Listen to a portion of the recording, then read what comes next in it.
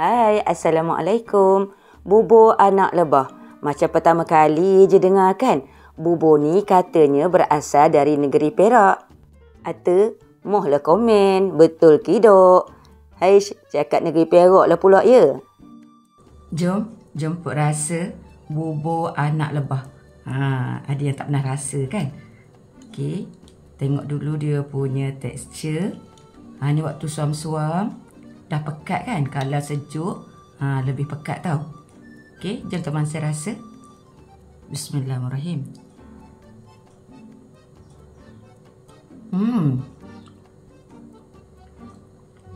Alhamdulillah sedapnya.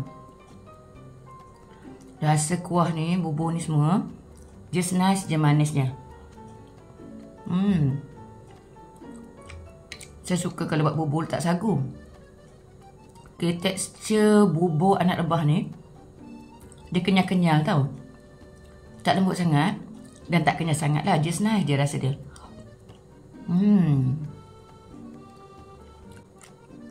Sedap rupanya ya.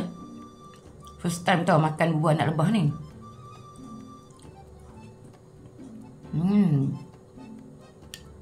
Sekali pandang macam cendol kan? Tapi tak sama tau rasa dengan cendol ni. Lain tau rasa dia.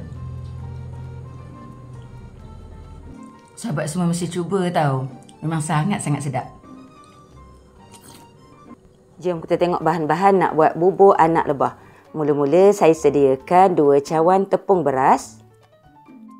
Seterusnya 6 sudu besar tepung ubi kayu.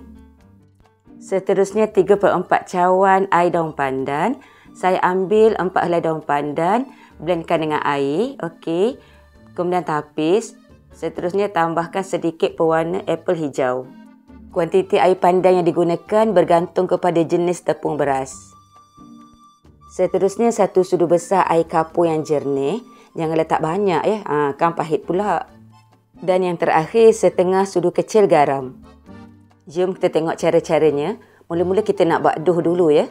Okey, masukkan tepung beras ke dalam mangkuk. Kemudian masukkan tepung ubi kayu.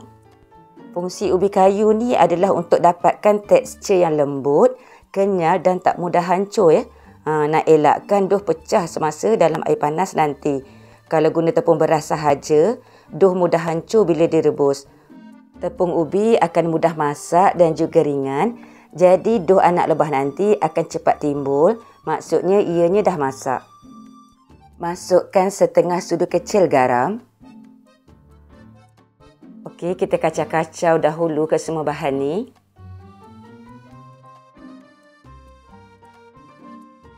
Sekarang saya masukkan 1 sudu besar air kapur. Tujuannya untuk memberikan tekstur yang lebih liat dan juga pejal supaya dough dalam bubur anak lebah tidak lembik dan mengekalkan bentuknya. Sekarang saya masukkan air pandan. Saya masukkan sedikit demi sedikit. Kemudian uli ya.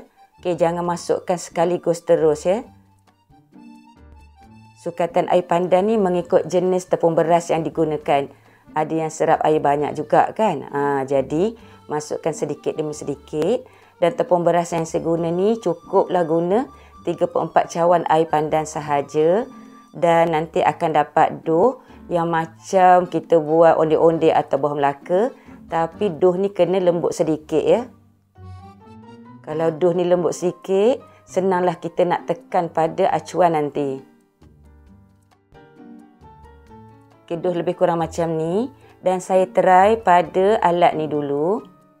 Pada alat penyejat ni, saya dah oles sedikit minyak masak.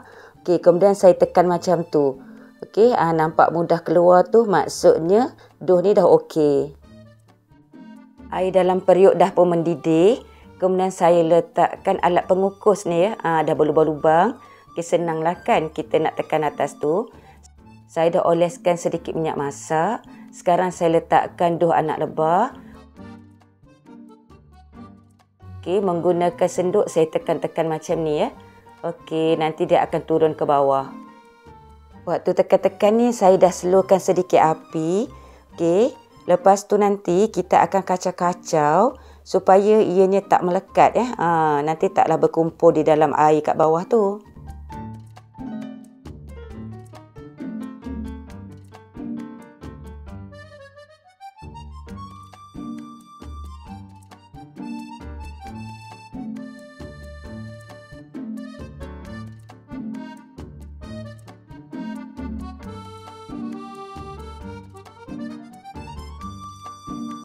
Okey, sekarang masukkan lagi dough yang seterusnya ya. Okey, buat sampai habis.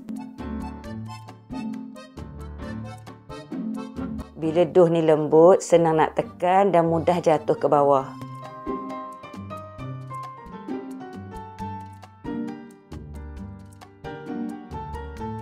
Bila dough ni dia kena wak panas daripada air tu, dia mengeras sikit kan.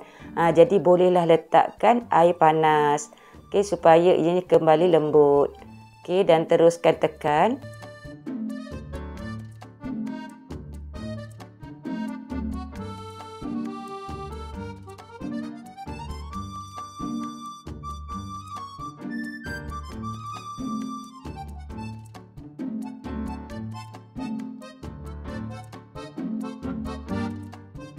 Jangan lupa lepas dah tekan kali kedua dan ketiga, okey, kacau anak lebah di dalam air tu ya.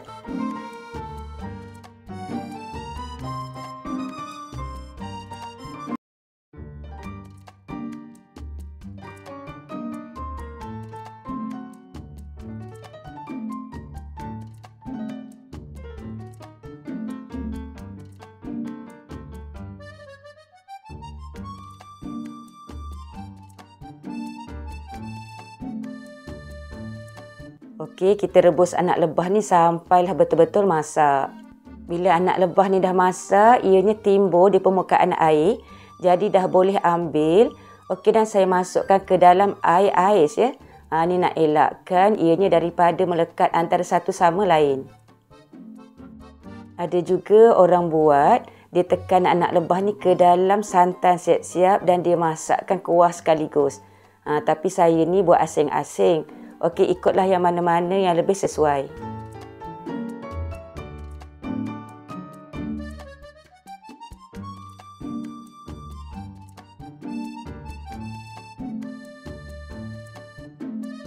Ini adalah anak lebah yang saya dah toskan airnya. Sekarang kita nak buat kuahnya pula. Saya sediakan 1 keping gula nisan ataupun gula Melaka. Okey, gula nisan ni saya larutkan dulu dengan air. Kemudian tapis. Saya akan guna 1 cawan air gula nisan. Seterusnya 3,5 cawan santan sederhana pekat. Saya juga akan masukkan 2 sudu besar sagu yang direndam dalam air panas dahulu selama 15 minit. Dan yang terakhir, setengah sudu kecil garam. Garam ni penting untuk menaikkan rasa lemak santan. Jom kita tengok cara-caranya. Masukkan air gula nisan ke dalam santan. Okey, kacau-kacau dahulu.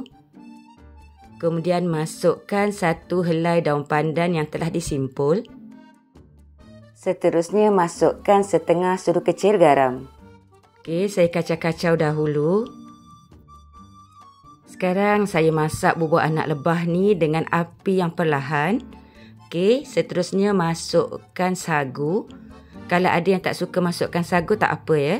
Okey, saya kalau buat bubur, saya suka sangat letak sagu. Bubur ni nanti, walaupun tak letak sagu, dia akan pekat sedikit ya apabila sejuk. Okey, sekarang dah boleh masukkan dough anak lebah. Cantik warnanya dan cantik juga bentuknya kan?